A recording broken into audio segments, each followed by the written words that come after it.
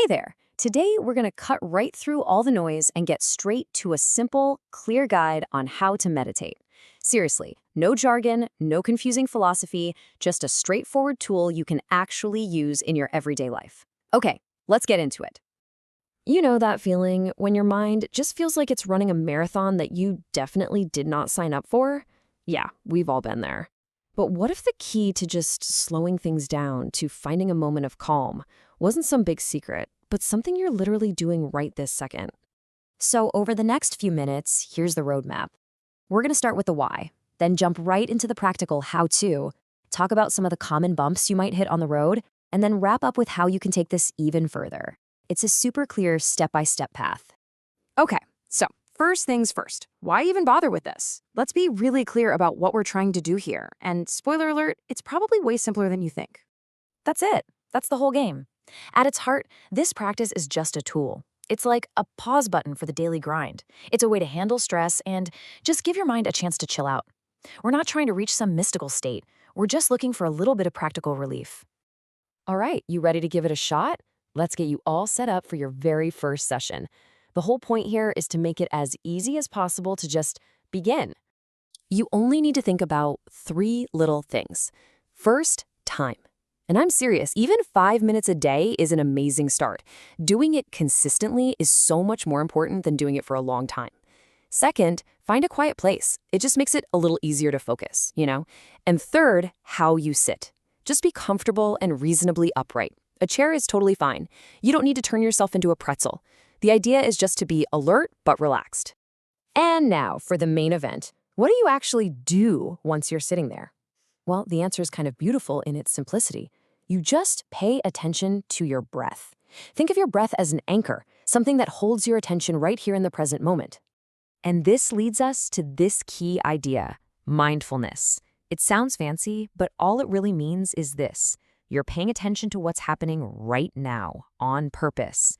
And this is the most important part. You're doing it without judging yourself. You're just noticing, kind of like a curious scientist observing what's going on.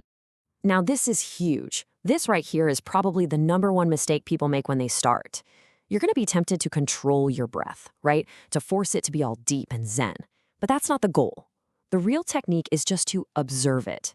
Simply notice the feeling of the air coming in and the air going out. You don't have to change a thing.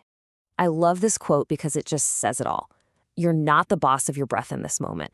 You're more like its friend. You're just kind of hanging out with it, noticing its natural rhythm. This gentle, accepting attitude, well, it's everything. Okay, so you sit down, you try to watch your breath, and then boom, your mind is everywhere. Or you get sleepy or antsy. Let's talk about that, because that is not a sign that you're failing. It's a sign that you're a normal human being. So, what happens when you start to feel tired? Don't fight it. Don't get annoyed. Just make a little mental note like, oh, okay, sleepiness is here. You just acknowledge it, and then super gently, with no frustration, you guide your focus right back to the feeling of your breath. Or how about restlessness, that sudden urge to scratch an itch, or when your mind is just racing with a million thoughts? It's the same deal. Instead of jumping to react, just for a second, see if you can observe the feeling. Notice that urge, notice those thoughts, and then just guide your attention back to your anchor. And then, of course, there's the big one, doubt.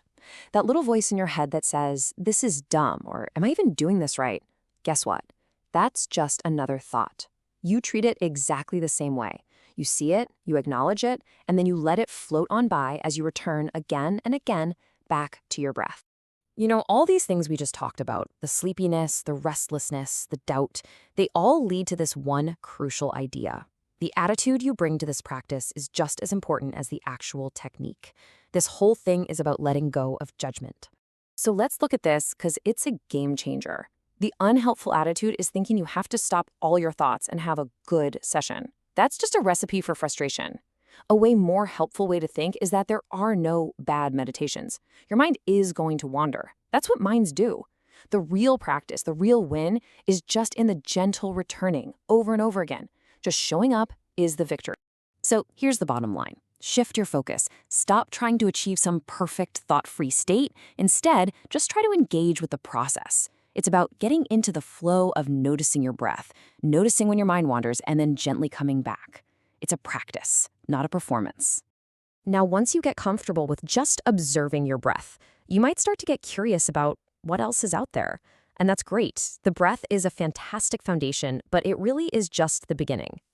Here are a couple of other really simple techniques. You could try a walking meditation.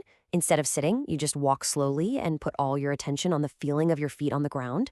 Or you could check out loving kindness meditation, where you gently repeat phrases to build up feelings of warmth and goodwill for yourself and for other people.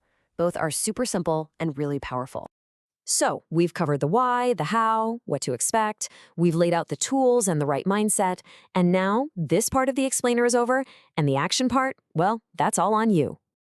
And look, if you only take one single thing away from all this, please let it be this. You can read 100 books, you can watch a million videos, but nothing compares to the simple act of just doing it. Consistency is the goal, not perfection. So that's the final question. You have everything you need to start. You have a chair, you have a quiet corner somewhere, and you have your own breath. The only thing left to figure out is, when will you set aside those 5 minutes for yourself? How about right now?